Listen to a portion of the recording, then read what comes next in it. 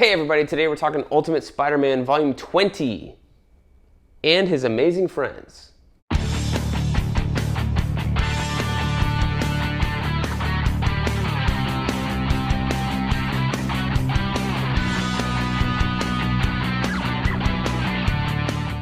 Hey everybody, welcome back to BK's Bullets. As always, I'm your host, Brent. Today we're talking more Ultimate Spider-Man. This one is and His Amazing Friends. So I guess you're supposed to say Ultimate Spider-Man and His Amazing Friends. And it's a harken back to the 60s cartoon Spider-Man and His Amazing Friends, where you had Iceman and Firestar as the Amazing Friends. So we don't have Firestar in the Ultimate Universe yet at this point. So who's Firestar? Well, it kind of gets cliche.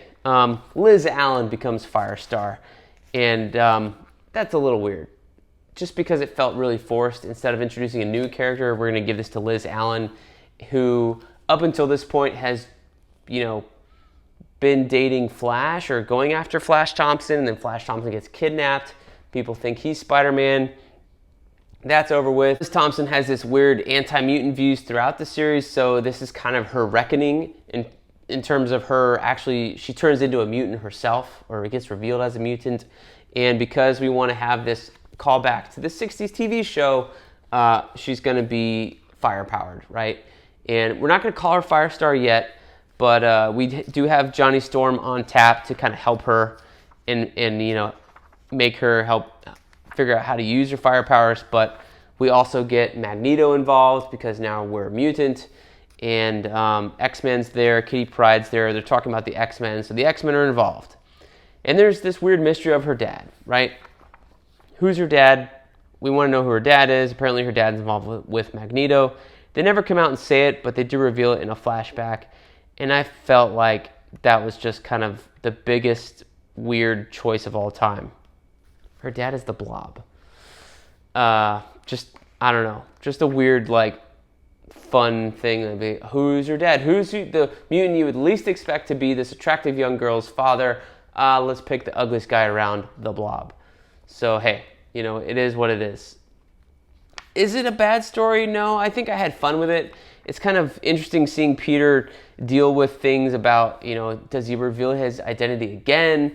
We have Kong trying to figure out if Peter Parker's Spider-Man. Who told him? How did he figure it out? All that stuff is in here.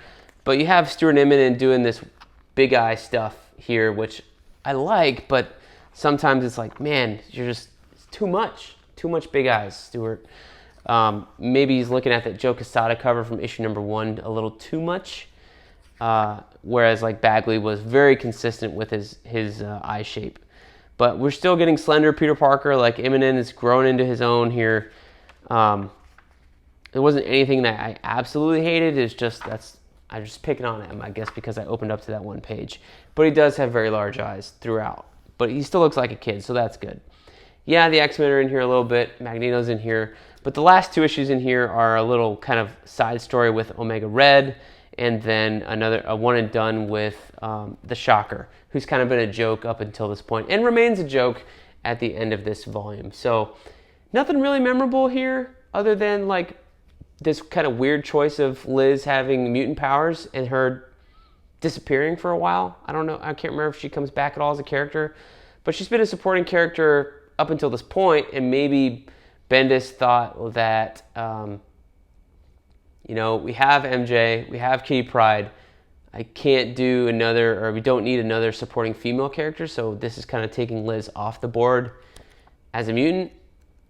I don't know. It just felt like a little weird after all that, because there was no hints to it anyway. But I guess, mutation, there's no hints anyway. It just happens randomly to you in the Marvel Universe. So, hey, there's that.